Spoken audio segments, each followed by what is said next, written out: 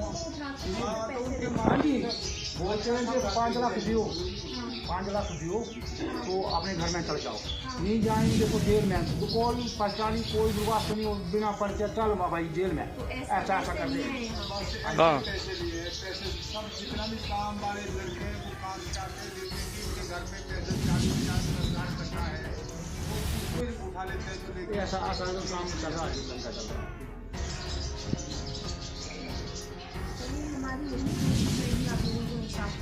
साफ नहीं लगेगा।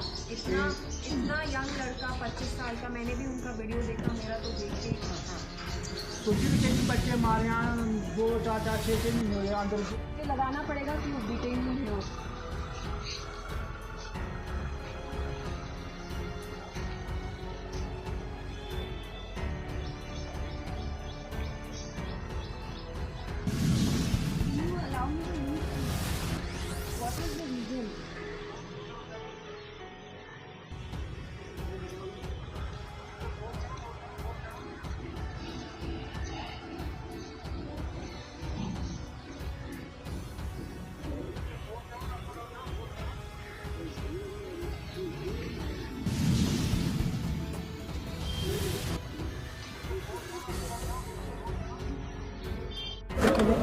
देखिए मुझे गाड़ी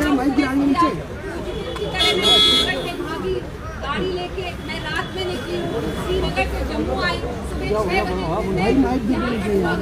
आप खुद देख रहे हैं। मैं तो एक लॉ अबाइडिंग सिटीजन हूँ, क्या मैंने कुछ गलत किया? मैंने कोई अपराध किया है? मैं कौन सा लॉ और मैं जानती हूँ everybody is not a plastic, but the police cannot make the law that they meant to uphold. And I'm here to talk about the great human rights violations that have happened in the past 2 days in Kashmir as well as in Kathua, where the people are living under a reign of terror because there's an extortion racket that's being run by the SHO of Bilawal. He must be terminated with immediate effect. This is our demand.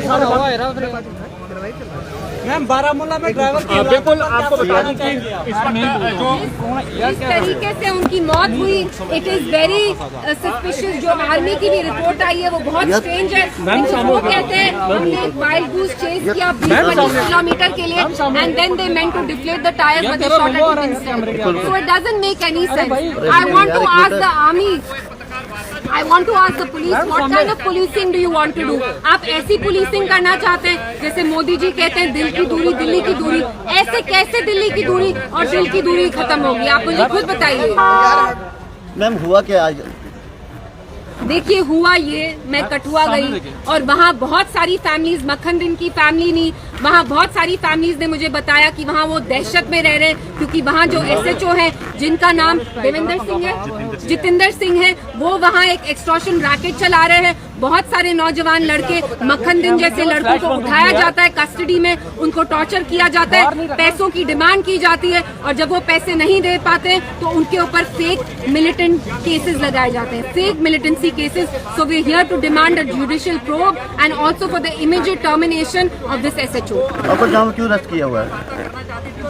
मैं आपसे ये वार्तालाप करना चाहती थी, मैं आपको बताना चाहती थी कि जमीनी हकीकत क्या है। NC के गवर्नमेंट, NC के मिनिस्टर को इसलिए वहाँ जाने दिया क्योंकि वो मेरी तरह ये बातें आपको नहीं बताते।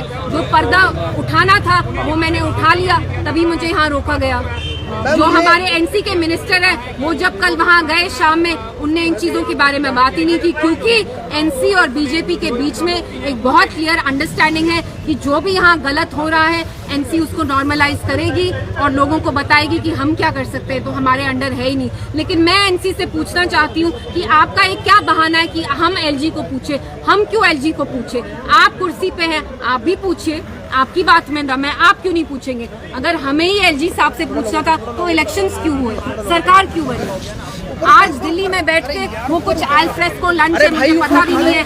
कम से कम हमारी चीफ मिनिस्टर साहब कठुआ जाके उस बेवा से मिलते, जिनके हस्बैंड ने आत्महत्या की, लंच करने के तो बहुत मौके आते, आप जाके आज उनको अपना कंधा दे देते तो आपका क्या जाता? आपकी क्या प्रायोरिटी है? आप मुझे खुद बताइए। And you cannot give a sense of safety, security and dignity to your people. Gurgaon में आर्मी जवान की हलाकत के बाद डिटेंशन 450 नौजवानों को गिरफ्तार किया, उसमें क्या कहना चाहते हो? मैं ये कहना चाहूंगी कि आप जम्मू कश्मीर की आवाम को शक की निगाह से नहीं देख सकते हैं। Everybody here is not a militant. They're not a terrorist. You cannot brush us all with the same. You cannot paint us with the same brush. This is what I have to say. Okay thank you भाई आप थोड़ा सा हट जाओ।